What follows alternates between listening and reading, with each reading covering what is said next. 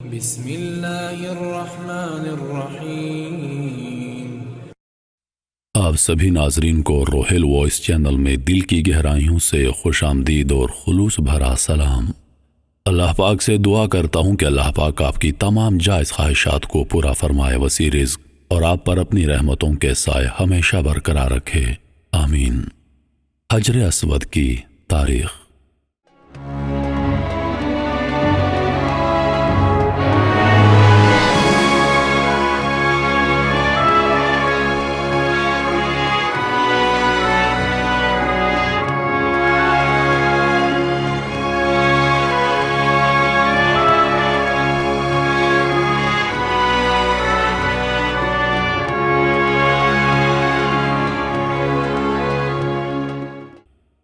حجر اسود جنت کے یاقوتوں میں سے ایک ہے جسے سیدنا آدم علیہ السلام اپنے ساتھ جنت سے لائے تھے اور تعمیر بیت اللہ کے وقت ایک گوشے میں نصب فرمایا تھا۔ طوفان نوح علیہ السلام میں آدم علیہ السلام کا تعمیر کردہ بیت اللہ آسمانوں پر اٹھائے جاتے وقت اس متبرک پتھر کو شکم جبل ابی قیس میں امانت رکھ دیا گیا تھا۔ پھر تعمیر ابراہیمی کے وقت جبریل علیہ السلام نے اللہ تعالیٰ کے حکم سے سیدنا ابراہیم علیہ السلام کی خدمت عالیہ میں پیش کر دیا تھا۔ اس طرح اسے پھر اسی جگہ کی زینت بنا دیا گیا جہاں پہلے رونق افروز تھا۔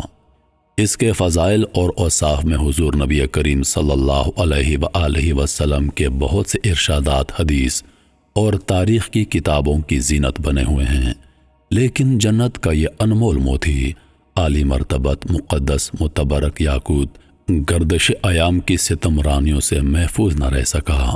متعدد بار اسے ظالموں کے ہاتھوں تختہ مشق بننا پڑا، بارہا حوادثات کا شکار ہوا اور اس کے نازنین بدن پر کتنی ہی مرتبہ زخم آئے۔ 318 ہجری میں جب مکہ مکرمہ کرامتہ کے دستے تصرف میں آیا تو ابو طاہر سلیمان بن الحسن نے، جو کرامتہ کا سردار تھا، حرم محترم میں خون کی ہولی کھیلی۔ اس نے 8 ذی الحجہ 1318 ہجری کو اس قدر قتل و عام کیا گیا کہ حجاج کی لاشوں سے چاہے زمزم بھر گیا۔ شہر اور مضافات کے 30,000 بے قصور افراد کو موت کی نیند سلا دیا، جن میں 1700 حاجی اور 700 طواف کرنے والے بھی شہید ہو گئے۔ اس نے یہ سارا کھیل میزاب رحمت یعنی کعبہ شریف کا پردانہ جو سونے کا تھا اکھاڑنے، مقام ابراہیم اور حجر اسود چوری کرنے کی نامشکور جسارت کے لیے کھیلا تھا۔ 2 آدمی اس مذموم حرکت کے لیے کعبہ شریف پر چڑھے، مگر آن واحد میں سر کے بل زمین پر گر کر واصل جہنم ہو گئے۔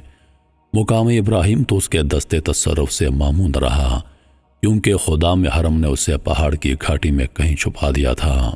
مگر 21 ذی الحجہ 1318 بروز اتوار عصر کے وقت جعفر بن حلاج نے ابو طاہر کے حکم سے حجر اسود کو کدال سے اکھاڑ دیا، اس پر کئی ضربیں لگائیں جس سے کچھ ریزے ٹوٹ گئے اور اپنے ساتھ بحرین لے گئے اور اس کی جگہ خالی رہ گئی۔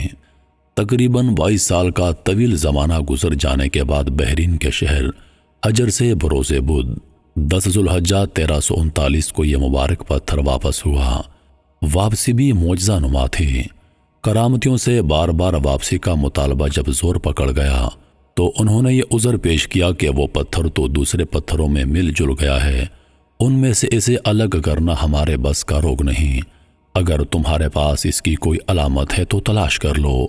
چنانچہ علماء کرام سے استفسار کیا گیا تو انہوں نے ارشاد فرمایا، ان سب پتھروں کو آگ میں ڈالا جائے، جو پتھر آگ میں پگھل یا پھٹ جائے وہ حجر اسود نہیں۔ حجر اسود کو آگ متاثر نہیں کر سکتی کیونکہ یہ جنت کا پتھر ہے۔ اس طرح اس مقدس پتھر کی برتری اور مقبولیت کا لوہا منوا کر اسے واپس لوٹایا گیا اور پھر سے کعبہ شریف کی زینت بنا دیا گیا۔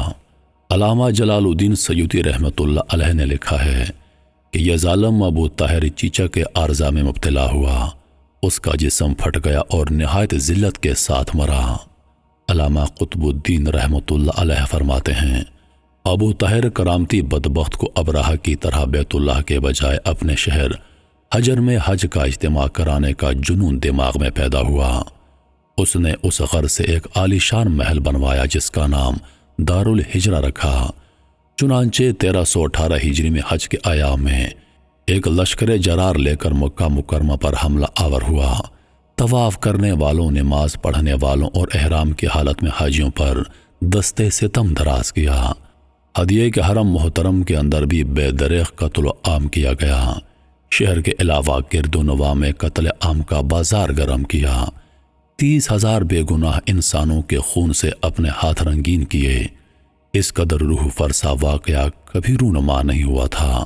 وہ ظالم کہتے تھے کہ تم مسلمان کہتے ہو، من داخلہ کانا آمنن، یعنی جو حرم میں داخل ہو گیا وہ مامون ہو گیا، بتاؤ اب امن کہاں گیا؟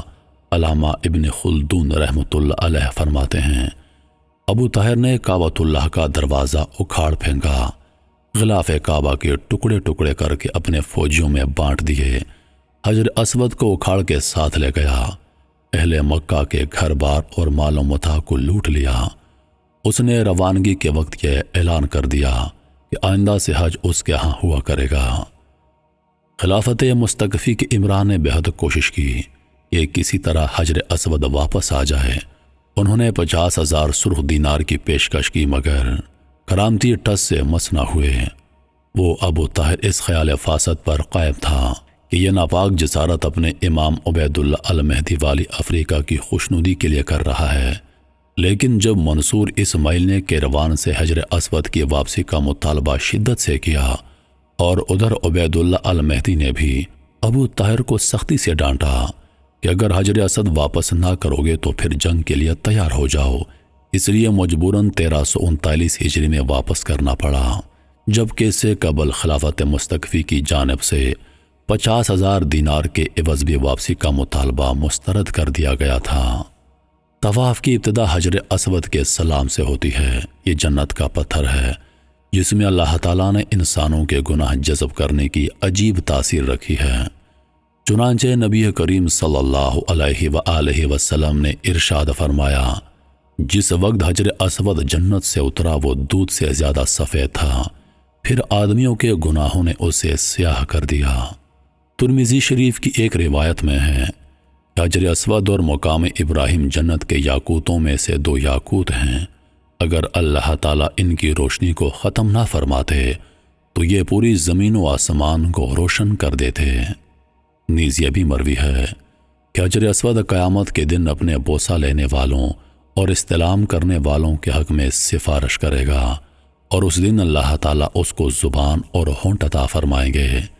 نبی کریم صلی اللہ علیہ وآلہ وسلم نے ارشاد فرمایا، اس حجر اسود کو اپنے عمل خیر کا گواہ بنا لو، کیونکہ قیامت کے دن یہ سفارش بن کر اللہ تعالیٰ کے دربار میں اپنے استلام کرنے والوں کے لیے سفارش کرے گا۔